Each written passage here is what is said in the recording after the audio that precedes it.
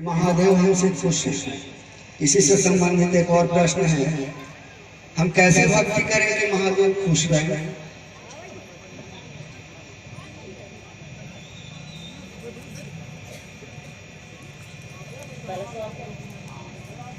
हमें कैसे अनुभव होगा कि महादेव हमसे खुश हैं? हमारा आपका मन जिस दिन महादेव को समझेगा, महादेव हमसे आपसे खुश है, महादेव हमसे आपसे खुश हैं तभी तो हम आप यहाँ बैठे हैं। महादेव हमसे आपसे खुश हैं तभी तो आज सूरज भी सामने निकला है। हम आप उनकी बात करने को बैठे हैं और शिव से जहाँ बैठते हैं, जहाँ खड़े होते हैं, वहीं खुशी होती है। मन में बस महादेव होना चाहिए, मन में बस साहब और दीदी होने चाहिए, वहीं खुशी है, वहीं सब कुछ है, वहीं प्रसन्नता है, वहीं आनंद है। जहाँ शिव है वहीं आनंद है, जहाँ साहब और दीदी हैं वहीं खुशी है, वहीं प्रसन्नता है। आप जिससे प्रेम करती हैं उस पर नजर पड़ती है तो आप अपने आप खुश हो जाती हैं। उसका कोई थर्मामीटर नहीं है कि आपके अपने हम लोगों के मायके से कोई आता है तो चेहरे पे कितनी हंसी आ जाती है, कितनी खुशी आ जाती है, क्योंकि वो आपका प्रेम है। तो जैसे ही हम आप शिव को अपना समझेंगे, चेहरे पर जैसे प्रसन्नता आएगी, शिव की प्रसन्नता, शिव से आई हुई प्रसन्नता आएगी। एक शिव से आपको रोड के दूसरी तरफ दिख जाता है तो आप उठा देते हैं हाथ के, प्रणाम भैया, प्रणाम दीदी। यही तो प्रसन्नता है। जहाँ शिव से खड़े होते हैं, जहाँ शिव की बात होती है, वही खुशी है, वही प्रसन्नता है। जहाँ साहब दीदी रहते हैं, आपके मन में रहते हैं, वही प्रसन्नता है। हम कैसे भक्ति करें कि महादेव खुश रहे? साहब दीदी का जो संकल्प है, साहब दीदी जो चाह रहे हैं वो करते रहिए।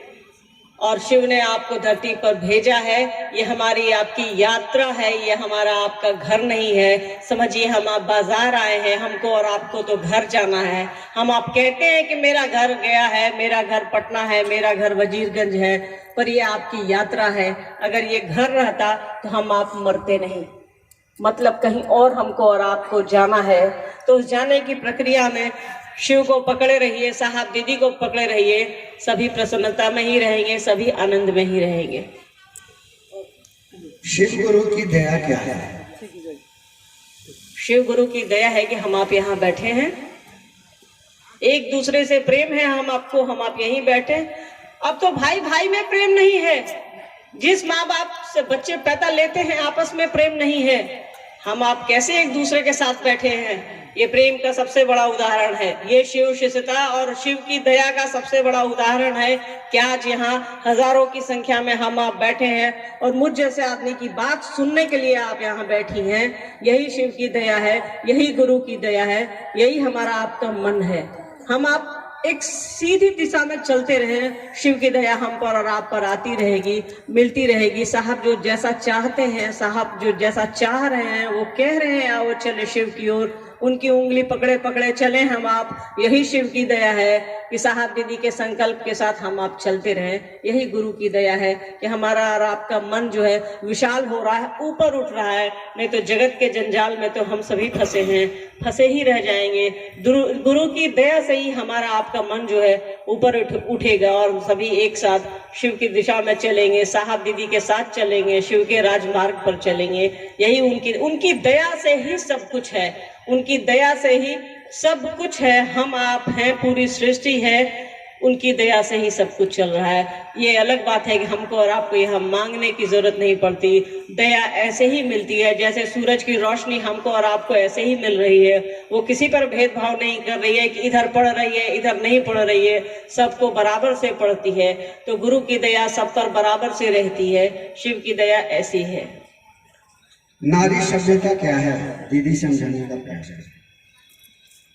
नारी सभ्यता जी, परमात्मा ने ईश्वर ने गुरु ने परमात्मा ने बनाया पुरुष को और स्त्री को, नारी को और पुरुष को बनाया। तो कायदे से देखिए तो हमारी आपकी सभ्यता पर बड़ा सा प्रश्न चिन्ह है। तो खैर ये देश हमारा है, जैसा भी है, गुड़ का लड्डू टेढ़ो भला अपना देश है।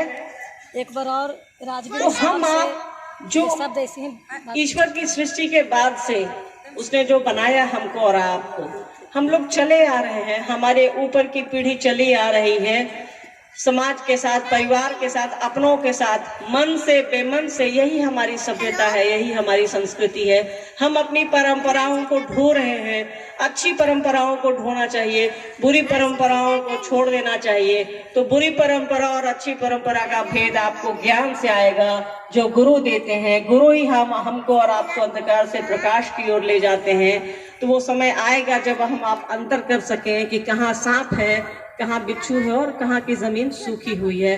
तो शिव की दया ऐसी होगी कि हम एक नई संस्कृति बनाएंगे, एक नई सभ्यता बनाएंगे, जहाँ स्त्री और पुरुष एक साथ चलेंगे। चलते तो हम एक साथ हैं ही, पर मतभेद हो सकता है, मन भेद नहीं होना चाहिए। व्यवस्थागत चीजें हैं, पारिवारिक समस्याएं हैं, चलती रहती हैं, पर शिव की दया से, साहब दीदी के आशीर्वाद से हम आप एक ऐसी सभ्यता बनाएंगे जहाँ नारियों का सम्मान होगा, जहाँ बच्चियों का सम्मान होगा, स्त्रियों का सम्मान होगा। यही हमारी आपकी सभ्यता होगी। इसके लिए कोशिश खुद भी करनी है। बच्चे गिर जाते हैं तो हम लोग उसको गोद में उठा लेते हैं, इसलिए नहीं छोड़ते कि उसको महादेव ने 2 पैर दिया है, वो खड़ा हो लेगा। हमको और आपको कोशिश करनी पड़ती है। यही फर्क है इंसान में और जानवर में। हमारे बच्चे जन्म लेते हैं तो माएँ दूध पिलाती हैं, जानवर का बच्चा जन्म लेता है तो वो 4 पैर पर एक बार में खड़ा हो जाता है। तो ईश्वर ने जहां हमको और आपको बुद्धि दी है, जानवर को ताकत दी है। यही फर्क है हमें और जानवरों में। तो हमारे पास बुद्धि है, बुद्धि लगा करके काम करिएगा, शिक्षा के साथ काम करिएगा, गुरु को अपना बनाइएगा, शिव को अपना बनाइएगा। तो शिव से आया ज्ञान हमको और आपको जीवन जीने की कला सिखलाता है। तो एक नई सभ्यता बनेगी, एक नई संस्कृति बनेगी, जहां ऐसे सवाल नहीं उठेंगे।